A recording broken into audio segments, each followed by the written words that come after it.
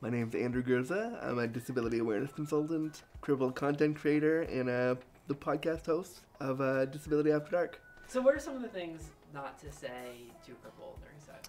I mean, there are many things you should not say, and it all depends on how the person with the disability chooses to identify and how they feel about it. So it depends on the person. For instance, I prefer being called a queer cripple, so that's language that I have kind of used myself. One of the things I get all the time as a queer crippled person when I'm having sex is, can you get an erection?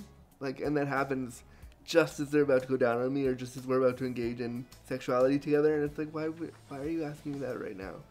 I always laugh because I'm like, well, I would have had an erection if you didn't say this. You assume that I'm paralyzed, and you assume that therefore my genitals don't work, which is a really big misnomer. But just because somebody happens to be a wheelchair user doesn't mean they can't feel their body, doesn't mean they can't feel sensation. So when people ask me that, I'm like, you're so uninformed as to what's going on here. To say that in such a vulnerable moment is really hard to kind of deal with. I can get it up, and that's not an issue, but if I couldn't, or if I was somebody with a different level of disability, asking me that might trigger, a lot of internal stuff for me, would make the encounter really uncomfortable. So whether or not the person can feel their genitals is not important. It's if they are enjoying the moment and if they are, responding to what's happening. So it doesn't matter if I can get it up or not. If I'm enjoying it and I'm having a good time with you, then the emotional erection is that much more exciting.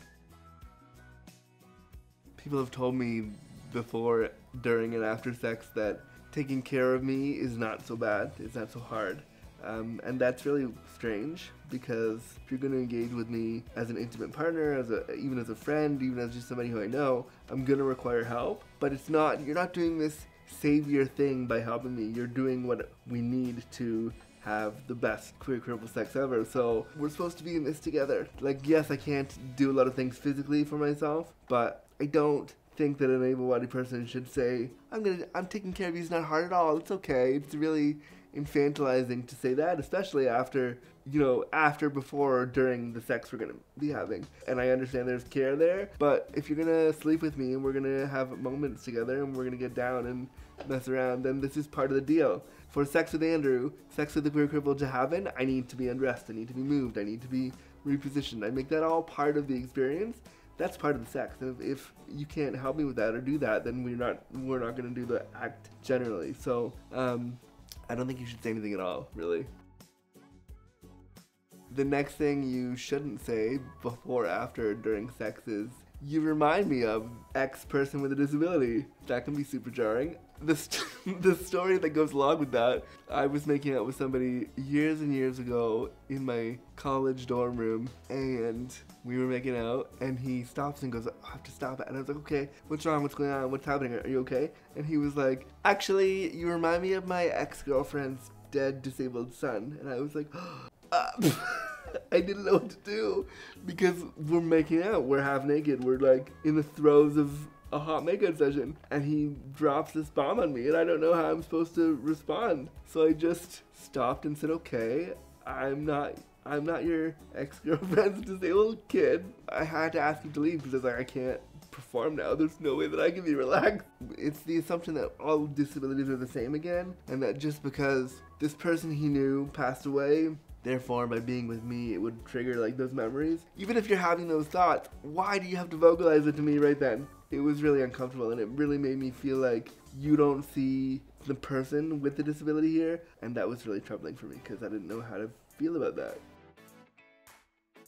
I don't get it a lot. I've gotten it twice in my experience, but I've had people tell me, if I were you, I'd kill myself. I don't know how you're so strong, you're so brave, you're so courageous. This is just ableism upon ableism upon ableism. And for those who don't know what ableism is, that's just generalized discrimination against people with disabilities. And when you tell me things like, if you were in my position, you'd kill yourself, especially when we just got it on, how am I supposed to feel about that? When people elevate a disabled person above their own status and say you're a superhero, you're so strong, you're so brave, it really takes away from the person and just looks at how scared you are to confront the fact that one day you might be disabled too, and one day disability might affect you, and it tells me that you're not ready to be a part of my experience because you can't understand, you know, the reality of living with a disability. There are days where I'm not strong, and there are days where I'm not brave, and there are days where I'm not courageous. My boner went down. I immediately was like, I can never see you again. It happens to disabled people on the daily, being told stuff like this, and we're just supposed to go,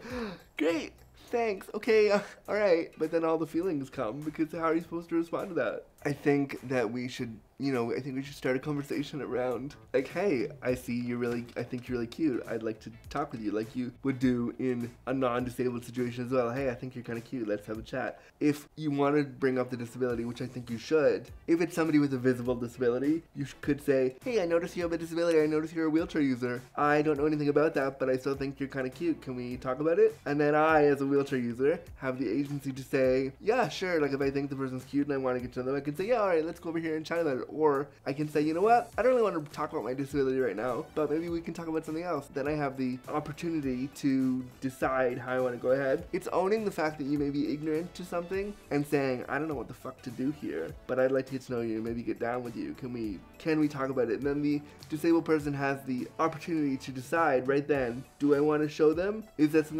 something that I want to engage in or not? As opposed to feel like they have to be someone's teachable moment all the time. It gives me the agency to say yes or no. If I want to be sexual with somebody, I have to. I don't have a choice. I have to show them these things because it's part of the experience of fucking me, basically. So I don't have a choice if I want to get with somebody. It's just part of my reality and experience. The disability is there. Disability is the third in all my relationships. So Andrew, where can people get more of you? They can go to my website, www.andrewgurza.com. They can go on iTunes or wherever they get their podcasts and download Disability After Dark. They can follow me on Twitter at Andrew Gurza or my new podcast Twitter, DisAftDarkPod on Twitter.